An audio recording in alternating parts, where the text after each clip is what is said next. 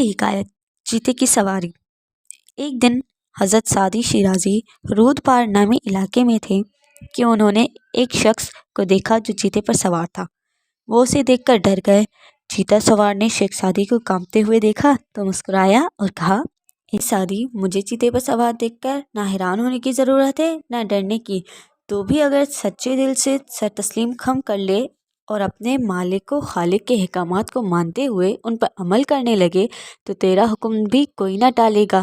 تو مالک کا فرما بردار بن جا تو مخلوق خدا جس میں جنگل کے جانور اور درندے بھی شامل ہیں تیرے تابع فرما بردار ہو جائیں گے۔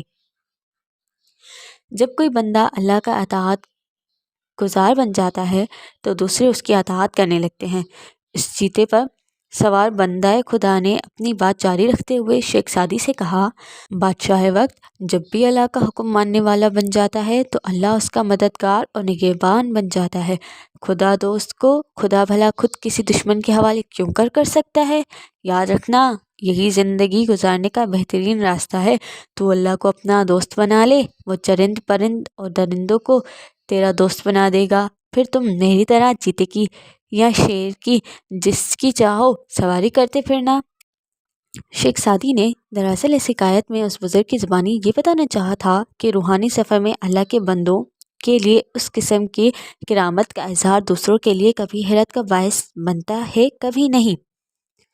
جو لوگ تو باطن کے اس سفر اور بزرگوں کی کرامات کے قائل ہوتے ہیں وہ ان کو درست مانتے ہیں اور ان پر یقین رکھتے ہیں، لیکن جو نفس کے غلام ہوں انہیں نہ تو ان پر یقین آتا ہے نہ ان کی عقل ایسے واقعات کو تسلیم کرتی ہے جس طرح سائنسی علوم کو سمجھنے کے لیے ان علوم سے واقفیت ضرور ہوتی ہے۔ اسی طرح کشف و کرامت کو سمجھنے کے لیے بھی اس میدان کی شناسائی ضروری ہے۔ اس حکایت میں شیخ سعدی کا سبق یہ ہے کہ جس نے اللہ کی غلامی کر لی، اللہ نے مخلوق کو اس کے تابع کر دیا۔